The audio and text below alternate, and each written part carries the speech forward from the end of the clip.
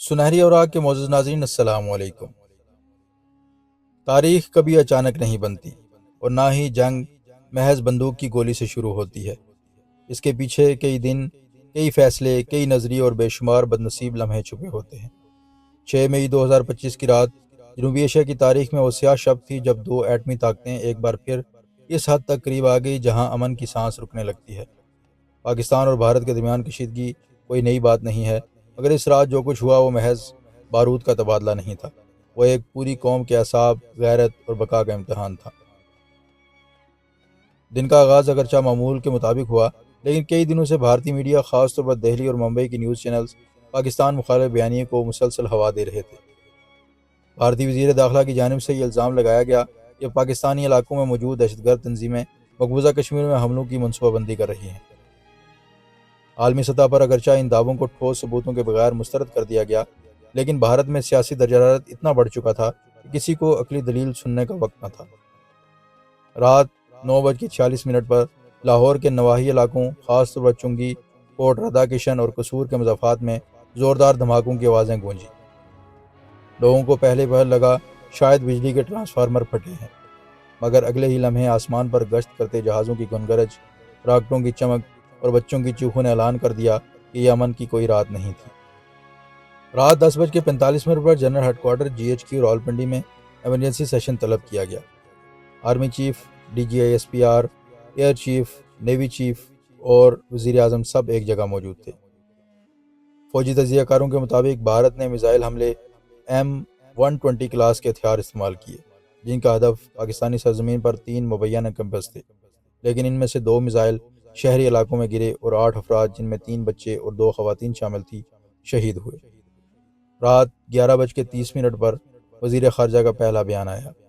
یہ ایک کھلی جارحیت ہے، بھارت نے عالمی قوانین کی خلاف ورزی کی ہے اور ہم ہر ممکنہ طریقے سے جواب دیں گے۔ ملک کے تمام بڑے شہروں میں ریڈ الرٹ جاری کیا گیا۔ کراچی کی بندرگاہوں پر نیوی نے دفاعی پوزیشن سنبھال لی۔ لاہور اور سیالکوٹ میں ایئر ڈیفنس سسٹم مکمل طور پر ایکٹیویٹ کر دیے گئے۔ اس دوران قوم کو جذباتی دھچکا اس وقت لگا جب یہ خبر آئی کہ بھارت کی جانب سے فائر کیے گئے ایک راکٹ نے سیالکوٹ میں ایک مسجد کو جزوی طور پر نقصان پہنچایا ہے۔ بھارت کی جانب سے شدید سائبر حملے بھی کیے گئے۔ نیشنل ڈیٹا سینٹر اسلام آباد کی ویب سائٹس کچھ دیر کے لیے بند ہو گئی۔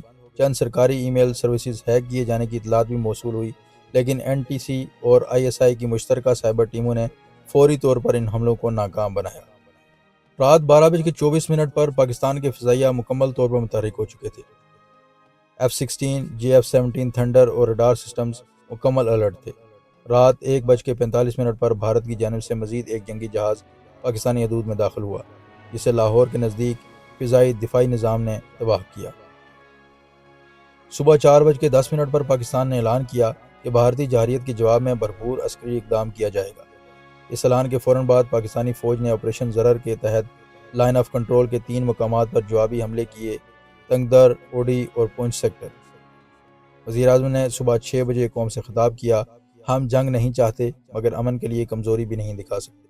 ہم نے بھارت کو واضح پیغام دے دیا ہے کہ اگر ایک قدم بھی آگے بڑھایا تو ہم آخری حد تک جائیں گے۔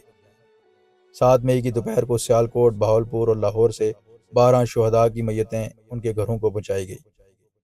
ایک تصویر نے سوشل میڈیا پر سب کو اشک بار کر دیا۔ ایک 6 سالہ بچی اپنے شہید والد کے چہرے پر ہاتھ پھیرتے ہوئے کہہ رہی تھی: بابا اٹھو، مجھے سکول چھوڑنا ہے نا۔ اقوام متحدہ، چین، سعودی عرب، ترکی اور یورپی یونین نے بھارت کی کارروائی کی مذمت کی، جبکہ امریکہ نے دونوں ممالک کو تحمل کی تلقین کی۔ اگر یہ جھڑپیں بڑھیں تو جنوبی ایشیا کے 2 ارب انسان خطرے میں آ جائیں گے۔ بھارتی میڈیا نے 7 مئی کی دوپہر ایک نئے حملے کا دعویٰ کیا۔ انہوں نے کہا کہ پونچھ سیکٹر میں دہشت گردوں کے لانچ پیڈ پر کارروائی کی گئی، مگر حقیقت یہ تھی کہ ان حملوں کا نشانہ ایک مدرسہ اور اس کے ساتھ قائم ایک پرانا ہسپتال تھا۔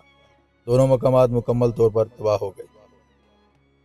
پاکستانی فوجی ترجمان نے اس کے بعد غیر معمولی انداز میں غیر ملکی صحافیوں کو آزاد کشمیر لے جا کر تباہی کے مناظر دکھائے۔ CNN، الجزیرہ، ERT ورلڈ اور BBC کے نمائندے وہاں موجود تھے اور ان کی آنکھوں میں حیرانی اور صدمہ صاف نظر آ رہا تھا۔ دوپہر 2 بجے پاکستانی میڈیا کی بریکنگ نیوز: ایک لمحے کو ایسا لگا جیسے پوری قوم کے دل کی دھڑکن رک گئی ہو۔ پاکستانی فضائیہ نے لائن آف کنٹرول کے پار 2 بھارتی عسکری چیک پوسٹ کو نشانہ بنایا ہے۔ عینی شاہدین کے مطابق جہلم سیکٹر سے F-16 طیارے فضا میں بلند ہوئے اور تقریباً 45 منٹ تک لائن آف کنٹرول کے نزدیک پرواز کرتے رہے۔ اس دوران 2 مقامات رجوری چوٹی اور کینن بیس کو نشانہ بنایا گیا۔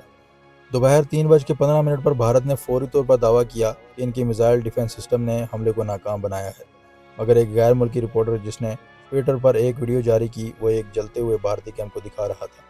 یہ ویڈیو جلد ہی وائرل ہو گئی اور بھارتی حکومت کو شدید تنقید کا سامنا کرنا پڑا۔ شام 6 بجے اسلام آباد، لاہور، پشاور، کراچی، کوئٹہ، ملتان، فیصل آباد اور حیدرآباد میں لاکھوں افراد سڑکوں پر نکل آئے۔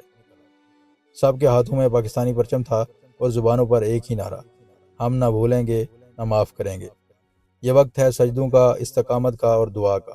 ہمیں دنیا کو دکھانا ہے کہ پاکستان صرف زمین کا نام نہیں، یہ ایمان کا قلعہ ہے۔